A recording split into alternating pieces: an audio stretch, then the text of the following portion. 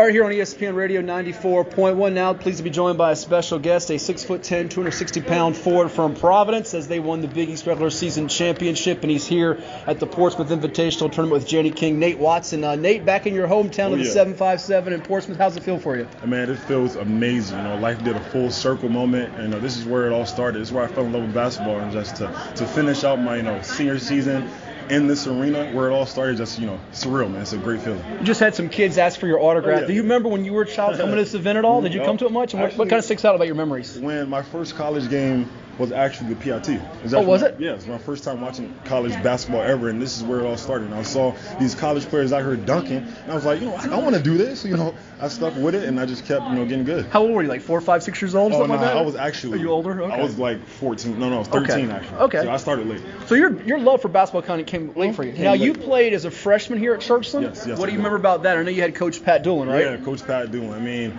it was a long time ago. I just remember being a freshman on varsity. A lot of people looked up to me and was like, how was he a freshman playing on varsity? But, I had the advantage I was 6'4". So, it was just good to be back. And it's kind of wild, which we'll get to, about your NCAA tournament journey. You go up against another 757 who hoisted some hardware at the end, but you go to Bishop O'Connell. Tell me about experience, play with DC Premier. And as you got to college, did you know that you could have the type of career that you did, or were you still kind of figuring things out in your eyes? Well, I was still trying to figure things out. I was still trying to figure out what kind of player I want to be.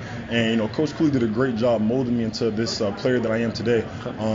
So I just, stuck with it. People see me as the underdog a lot, so that's why I go out and try to give them all, and that's why I think I've developed to the player I am today. We're in a different age of college basketball with name, image, and likeness, the transfer portal. How much was the comfort level there, with Coach Cooley, who stayed there through the process? You guys won a championship, and then also Ivan Thomas, another 7'5" guy who played at Northview High School in Norfolk, coached at Kickinton. How much did that help you through your process? Yeah, Coach Thomas was always in my ear. If I had a bad game, he would be there and say, Nate, do what you do. You from the 757, play like it. So him just being in my ear, being that guy is just it was good. Coach Cooley was that guy for me too. He was always in my ear, gave me a lot of confidence, and so I really appreciate the coaching staff, just staying with me. It wasn't quite the horse sports as animated as Ivan Thomas, but it was close enough. Yeah. Nate, as you look at your career, tell me about it. You guys win the Big East. Did you guys envision you could do this in a league where people talk about all these different programs? Yeah. Villanova's great, this school, that school. You guys really did a lot of great things this past year and won a lot of close games as well. Yeah. Well, a lot of people didn't believe in us, but we believed in us.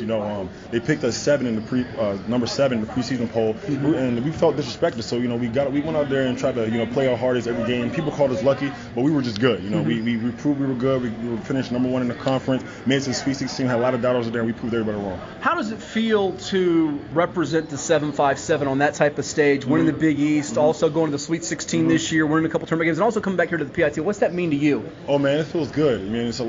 There's only a little bit of 757 people out there. You got Matt Coleman, you got me, you got David McCormick. So for us to really go out there on the stage and really prove ourselves and put 757 on the map meant a lot for us. Yeah, I know that game was tough at the end against Kansas. You guys were down big, got the lead, and then you watched them win the championship. Kind of went through your minds, and that could have been us, maybe. Oh man, it definitely could have been us. But I had to give it to Kansas, man. That's what they did. I feel bad for Bill Self moving the Swallow. So I'm just happy for them. They went out there and they proved it wrong. David McCormick had a monster game. He's from the 757, so I got to give it up to him. Sure. A few more as we talk with Nate Watson out of the 757. He started here in Portsmouth on ESPN Radio 94.1. It's the Portsmouth Invitational Tournament. How has Nate Watson's game evolved and changed from when you began here in high school in Portsmouth to now in your eyes? I just became more of a dog, man. I got more confidence. When I was a freshman here, I think I averaged 3 points a game.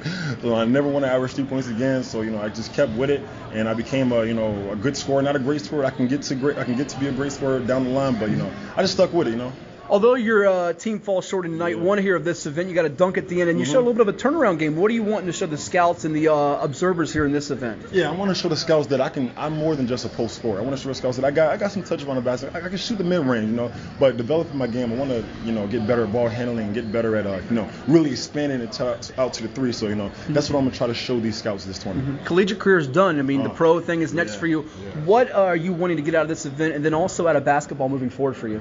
When I was talking to these scouts, they say, what can you do to show us that's not going to show on the stat sheet? So that's what I'm trying to do out here. I ran a couple times. I tried diving before, I couldn't quite get it. But, so that's why I'm going to keep doing this tournament, just hustle plays, Everybody's got those guys they watch in the pros. Who are the ones you try to pattern your game after? oh man, I wish I could pattern my game off of Joel Embiid. So that's what I'm trying to do. And Bam Adebayo too, is a great player. So it's just I'm trying to be like them. I don't play like anybody in the league right now because I just don't think I'm that good. Right. But I'll get there. Final two for you. What would be your message to a kid that was once the Nate Watson who wants to eventually get on this stage, and even some of the high school kids out there in this crazy age of basketball? What would you tell them as you're giving them advice to where you once were? I would just say, there's a lot of doubters out there. And don't let it get you down, but let it motivate you. I had a lot of doubters when I was growing up. People said I sucked at basketball, and now look at me. I won the Big East championship. I'm up here playing in front of my home crowd at the PIT. So all I would just say is, stay the course, stick with the process. Don't get down on yourself. Have your inner circle and go to your inner circle when you feel down, whether it's your mom, dad, close friend. Listen to them, and that's what I would say. Yeah. And there's only 64 of these dudes that get this invitation, which you did. Lastly, what is Nate Watson's plans when the air comes out of the basketball? Because I know that's not for years from now, but what's kind of your plans? Are you someone that looks like maybe you'll get into coaching? You might get into something else outside of basketball? Yeah. What's in your life plans do you have in your mind right now? Have you thought much about it? Well, obviously I love basketball and I want to stick around with basketball. I think I have a great personality. Maybe I can get into broadcasting. Okay. Maybe I can be a trainer or a coach. But I definitely want to stick around with basketball. And I have a big presence on social media, so I definitely want to continue to do that. I make money just by posting videos, 15-second videos. So hey, so it's only going to get better down the road. Hey, you can take my job one of these Saturday mornings. That is the Portsmouth native out of Providence, all Big East performer Nate Watson. Thank you so much for your time. All the best to you. Thank you. Nate Watson with us here on the 757 Saturday Sports Talk on ESPN Radio 94.1.